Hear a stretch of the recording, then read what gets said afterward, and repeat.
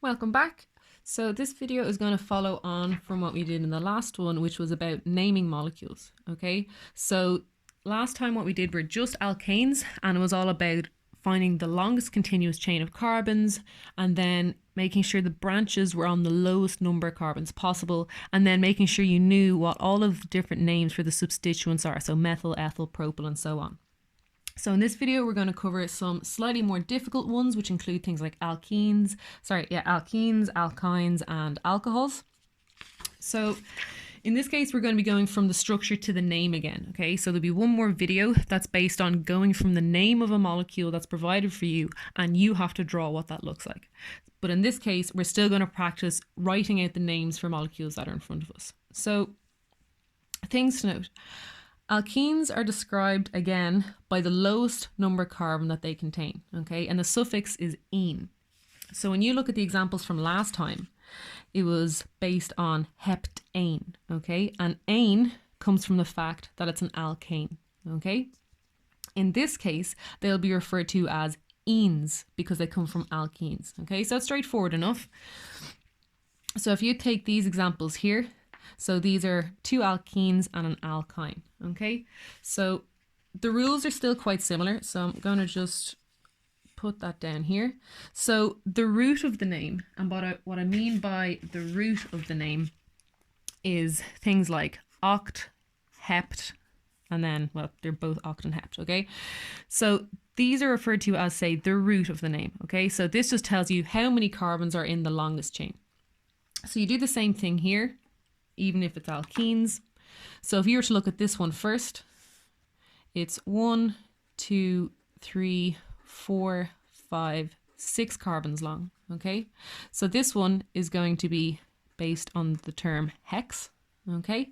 And because it has an alkene, it's going to end in -ene. But what's really important is you need to tell the person you're talking to, well, what position is the alkene on?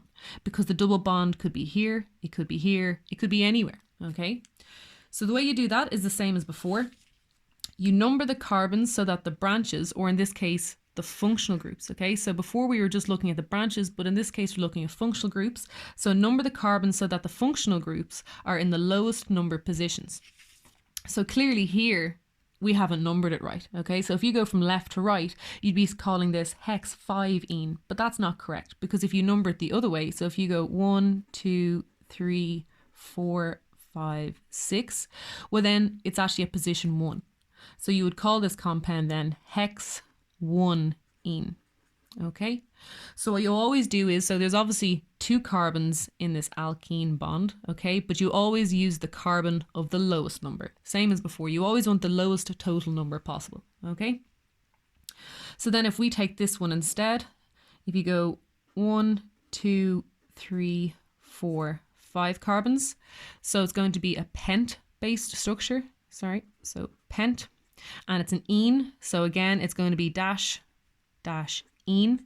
And you have to figure out what number you're going to give it. Okay, so it's 1, 2. So it could be pent 2-ene. Or if you count from right to left, then it goes 1, 2, 3, 4, 5. Okay, so if you were to use the blue numbers, you'd call it pent 3-ene, but of course the green numbers mean you can call it 2. That's the lowest number, so then this structure is referred to as pent 2-ene. Okay, now the last example is an alkyne, and it's quite similar, except instead of adding -ene, you're adding -ine. Okay, so here we have 1, 2, 3, 4, 5, 6, 7 carbons. So this is going to be hept, okay, because that's the prefix for anything with 7 carbons in it. And again, you have to number it in both directions. So if you start on this end, 1, 2, 3, 4, 5, 6, 7. So in this case, the green numbers went out because if you use the green numbers, it would be hept 3-ine. Okay, whereas if you use the blue numbers, it would be hept 4-ine. So you always choose the number of carbons that gives you the lowest number at the start of the alkene or the alkyne. Okay. Okay, so they're usually straightforward enough. The most common mistakes with these ones is just numbering in the wrong direction. So people are usually very good at remembering that the suffix is "-ine" or "-ine" if it's an alkene or an alkyne, but they will often forget whether or not they have to number from left to right or right to left, because it's kind of our instinct, I suppose, to go from left to right. So when it comes to alcohols, it's very, very similar. So alcohols are described by the carbon they are attached to. Okay, so this is the exact same as when it's branches. Okay, so if you take this one here, it's 1, 2, 3, 4, 5 carbons long. So this is going to be pent. Okay, there's no double bonds, so it's a pentane. So you're going to call it pentan, except you don't include the E because you have to add the suffix for the alcohol. Okay, so it's going to be pentan blank all. Okay, and the same rules apply. You have to number the carbons in both directions so you get the lowest number where the alcohol is. So if you go 1, 2, 3, 4, 5. If you use the blue numbers, it would be pentan pentan 4 all. But if you use the green numbers, you get pentan 2 all. Okay. So again, just to describe where each of the parts are coming from. So the pent comes from the number of the carbons. The an comes from whether it's an alkane, an alkene, or an alkyne. The 2 comes from the position of the alcohol, and the all is there because it's an alcohol. Okay. So this example here is a little bit more complicated because it has an alkene and an alcohol. Okay. So in this case, if you go 1, 2, 3, 4, 5, 6 carbons. Okay.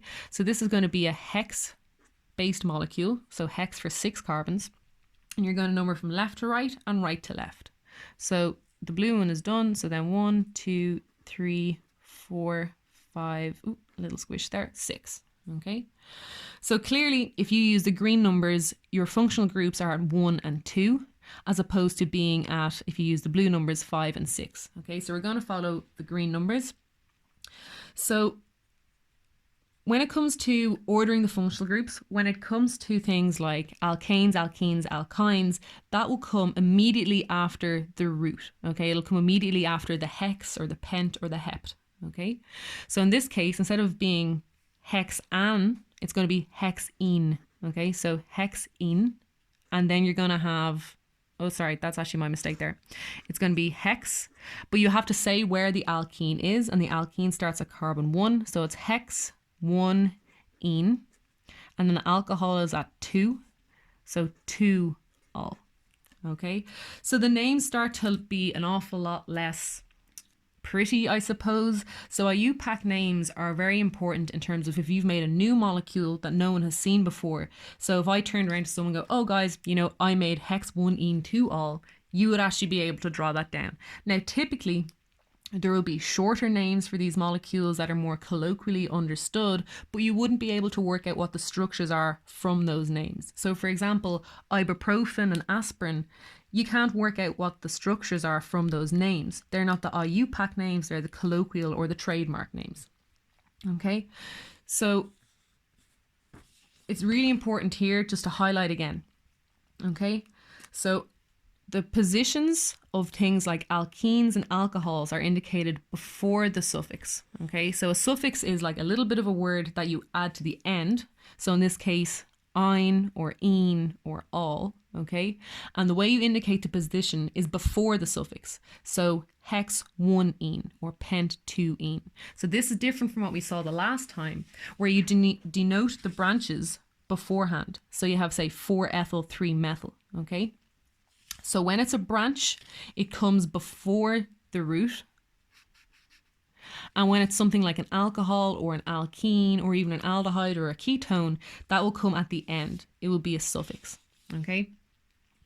So again, this is something that you can do yourself. If you have access to ChemDraw, you can actually draw a molecule you want. So you can just go and draw random lines, put functional groups in wherever you want. And then what you can do is you can press a button that will say predict name from structure, and what it'll do is it will provide the IUPAC names for you. Okay, so that can be a really good way to practice it if you have access to ChemDraw, and there are many universities that do, so maybe you do. If not, it will be very easy for anybody to find example questions of this online. And if all else fails, you can feel free to email me and I'll make another video with some more examples if that's what you need. If not, obviously past exam papers will be a good indication as well as the type of questions they'll ask.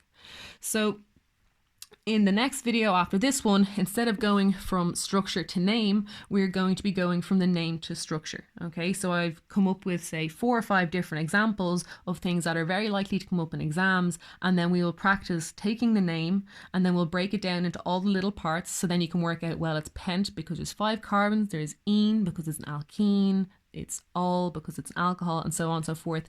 And really, sometimes it can be hard from going from structure to name for some people, and other people find it hard going the other way. But once you do both, they kind of complement each other and it gets a lot easier.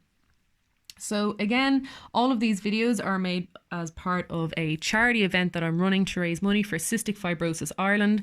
The link for the GoFundMe page is in the description down below. So if you like these videos, you want to see some more like it, please do remember to donate to the page. Thanks very much, guys.